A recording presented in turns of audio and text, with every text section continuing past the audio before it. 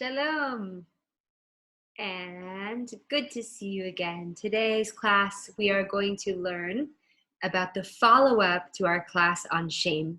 And this class is part 2, right? What do? You experience shame, you deal with shame, you think about shame, but it can't just end there, right? It has to continue with a very, very special topic, a very, very mind-boggling topic called self-acceptance. Don't make me do that. I'd rather fight everything about myself. That says most of us. But it's not true. Actually, you see what happens when we're so busy not accepting ourselves because of all of those shameful things, right? I can't accept the cellulite I have on my legs. How could I accept it? Well, what I'm busy doing is I'm saying, here's me, here's the cellulite, here's my desire. And it's like all these forces, and like we're in civil war. Civil war doesn't work. But what does work is aligning with whatever we're feeling so that we can accept it. Whatever we're going through, whatever we feel ashamed of, we want to look at it, see it as a part of our human experience, and see if we can accept the whole thing. Now, most people have a really hard time with this because there is a misguided belief that if I accept this thing about myself, I won't change it, right? This is the core of that nasty voice called hard on ourselves. And maybe we'll even do a whole class about that. But it's the idea that if I don't tell myself, get out of bed, why didn't you work out? Why haven't you done more today? If I get rid of this voice, then all of a sudden I'll stop being productive. But it's actually not true. In fact, the famous, I believe, psychologist Carl Rogers says, the curious paradox is when I accept myself just as I am, then I can change. So this is a very wild paradox. And at one point I decided to do a Facebook study on this paradox because people actually we all seem to have a really difficult time articulating why it is that if I accept myself, only then I can change. And I actually want to share with you some of the feedback from regular lay people who were commenting on my post. I said, why is it? What is it about self-acceptance that is so important and so key? In fact, I'd say it's probably the key and core of all healing work. Well, first, let's start like this. You know the experience of shame. You know how it can paralyze you, right? Oh my God, I had that sexual thought. Oh my God, they're going to see my butt. Oh my God, my stomach flab. Oh my God, I can't believe I ever felt this way or had that desire or preference. It feels like death. It literally feels like death. Those secrets that we keep, it just feels like we want to keel over or die and hide. So we know the pain of shame, or I'll rephrase that. We know the pain of non-acceptance. I want to phrase that again. We know the pain of not loving ourselves unconditionally. You see, we are what we are, just like God. When God introduces himself in the Bible to Moses, Moses says, what's your name at the burning bush? And God says, Eheyeh Asher Eheyeh. I will be what I will be. You know, God doesn't stop and be like, all right, listen, Moses, I'm all the good and glorious things. I'm the sunset and I'm the mountains and I am that beautiful woman and I am that music that you love. God doesn't just lay claim on all of the good. God also has within his world murder, rape, difficult thoughts, evil, all these things that are all included within God. And we do not look at God and say, God, the good part of your world is good, and for that we love you, and the bad part of your world is bad, and for that we hate you. No. About God, we can understand that all of these things are for the good. And somehow, when we look at ourselves, it's like, no, I only want to accept the good. I don't want to accept the bad. It's bad. I can't accept it. I want to push it away. But that just creates more tension within us and more shame and more pain. So let's take a look. All those things we talked about with shame. And let's see now if you can hold that place, that difficult space where it was like so hard to admit the things we're ashamed of or so hard to look at them. Let's see what would be possible if right now, this minute, you made a decision. And that decision was, I choose to love all of myself. Because the other option is not loving all of myself or rejecting myself. And I'll tell you something, all of us here right now have dark stuff, have ugly stuff, or stuff we perceive as ugly and dark.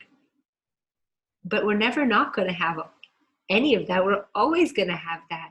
So if I choose not to accept myself completely with all of my darkness, I'm basically writing a death sentence that until the day I die, I will never accept myself because I have dark.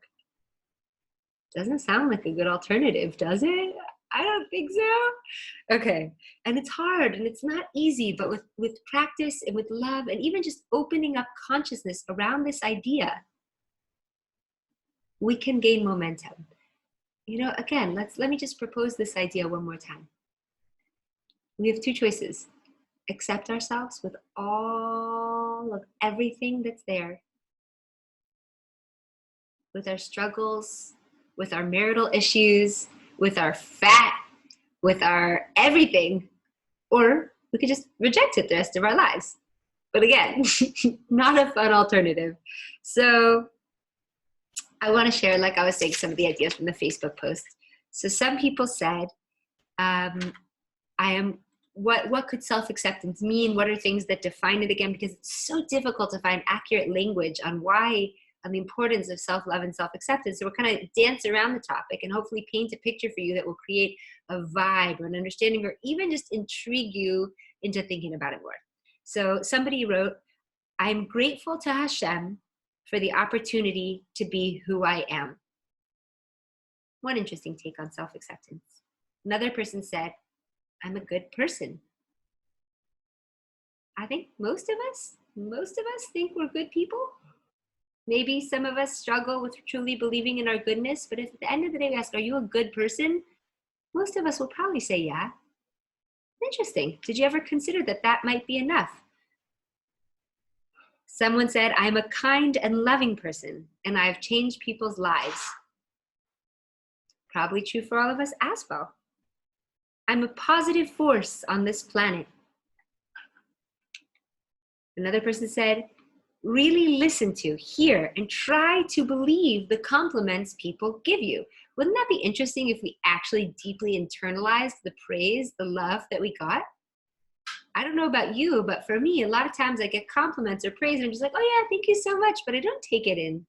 But when you see someone take it in a compliment, it's so profound and beautiful. Another person suggested about self-acceptance and self-worth that they experience this when they admit that they're wrong and apologize to people when they are off. Another person said, I'm exactly where I'm supposed to be, doing exactly what I'm supposed to be doing, or else Hashem would have me somewhere else doing something else. Another person said, stop resisting the I don't want to be's. It is what it is. See it, hold it, feel it. Another person said that self-acceptance involves holding their inner child. So, more comments. I'm a work in progress. I'm doing a good job, and no matter what I have failed at or I haven't accomplished yet. Another line someone wrote is, I will only go as fast as the slowest part of me feels safe to go. So you might think, what do all these ideas have to do with shame? Well, shame wants to tell us we're more bad than good. We're just not good. Or it's just like, well, like I should be embarrassed, right? I should be embarrassed by this thing. Well, what if you shouldn't be embarrassed by this thing? Right? At this point, we all know that all of our secrets are truly shared amongst the many. We're all going through the same thing. So what if, again, like what if we just explored that possibility? I love what if questions. What if we just explored the possibility that we have been through a lot and we have received a lot of cultural messages that don't even necessarily line up with our beliefs? I mean, let's just take a basic one. And the reason I keep using the fat analogy is because we have fat shaming culture. It's like, oh, so skinny people should be able to love themselves. But if the Lord gave you a little bit more chunk, forget it. Don't accept yourself. Hate on yourself. Like, we know that doesn't make sense. We know that doesn't make sense. We know it doesn't add up. But we're still practicing some of these things up here quietly as we go through the day. So I challenge us to take those things we feel ashamed about and ask ourselves, what if I could love myself completely with this thing, with this inappropriate thought that I had, with this weird desire, with this preference that I'm ashamed of, with my lack of experience in any place in my life, all of these things that the Yetzer Hara wants us to feel bad about. What if we said back to the Yetzer Hara, no, I will not feel bad it. I'm not feel bad about it. I will accept myself as I am, and I'm going to love myself on top of it. So again, you can try to explain this from here to kingdom come, but at the end of the day, it comes down to you asking yourself, is this worth it? Am I willing to pay this price just to agree with cultural standards? So here's what I want to recommend as an exercise. I want to recommend the practice of what's called Ho'oponopono. Now that's a fun thing to say. Let's try it again. Ho'oponopono. Now you might say to me, Neely, what the heck is Ho'oponopono? Well, Ho'oponopono is an ancient Hawaiian healing practice. Now you don't have to be able to say that word, and it's actually quite nice because the practice just involves 4 mantras. Now, what is this 4 mantras practice? So here's the story. There was an entire ward of mentally ill criminals, shackled and sedated because they were so dangerous. Now this ward in Hawaii of criminals, the administration was looking for therapists to come in and work with these people, but nobody would agree to do it. And finally, they found a doctor named Dr. Liu. And he said, I'll do it, but I'm going to do remote healing. And I'm going to do it in a very different way from what you would expect. So remote healing is a spiritual concept where a healer a true healer, let's be aware that if we're turning to people for healing, that it's people that we really trust and believe in. So that a healer can find within themselves those places that are resonant with another, work on themselves, and then naturally what it will do is bring healing to the other person. Now this is another conversation for another course on Torah and healing. Here's what this guy did. He reviewed the case studies of these criminals, and he was practicing the Ho'oponopono meditation. And he did it long enough that soon some of the criminals started to heal. And within 4 years, the ward had completely shut down. So what's this magic potion? What does it have to do with shame and self-acceptance? Well, you ready for it? Ho'opono is, I love you. I'm sorry. Please forgive me. Thank you. That's it. This is the magical healing formula. I love you. I love you. I'm sorry. Please forgive me. And thank you. Now, some people say that you address this to the divine. Some people say that you address this to self. So we could imagine if we're reflecting on self-acceptance, can we love ourselves? Can we love our dark sides? Can we love ourselves for the whole holistic picture of everything we are? Or we prefer to lop off parts of ourselves and say, like, let's say I had like an arm with like some like moles on it that I didn't like. Am I going to be like, arm, I must chop you off because you are no longer acceptable? I cannot accept myself with that arm. No, it's our arm. We might be uncomfortable with it, but we still have the option of offering ourselves love. Again, some people believe like, if you don't like something about yourself or your life, you should no longer love yourself. Again, it doesn't really work out so well. So you could see how saying I love you to self would start encouraging a process where that might even be a possible emotion. When I started doing this work, I could not actually say I love myself. I had to say I want to love myself. That's okay too. But I really recommend for this practice, dive in, do the I love you, right? The next one, I'm sorry. Wow, can we think about all the sorries we'd have to offer to ourselves for rejecting ourselves, degrading ourselves, demeaning ourselves, self-deprecating jokes, the use of the voice of comparison, always telling us that we're less good or even better, and that's just ego, than other people? I'm sorry. I'm so sorry I did that to you, Neely, right? Or you could say, I'm sorry to God. God, you created a creature that you consider beautiful, and yet I'm over here looking in the mirror and wanting to barf. I'm sorry, God.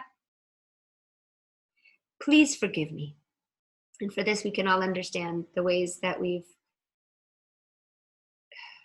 kind of messed up, perhaps even done self-sabotage, hurt ourselves, hurt others. All of these things contribute to the reason we do not feel we could accept ourselves, right? What if you did something you're ashamed about to another person and you're carrying that shame? Well, with this practice of saying, I'm sorry, you could offer that sorry to yourself for whatever the reason you caused that pain is.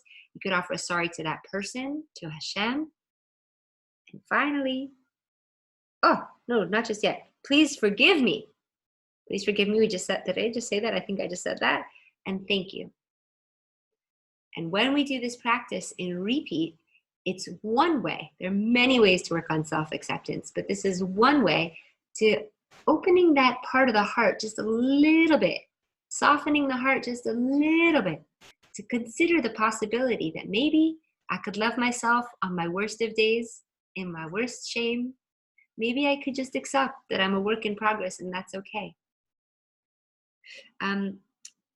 So that's one practice I'd like to recommend to you, the Ho'oponopono.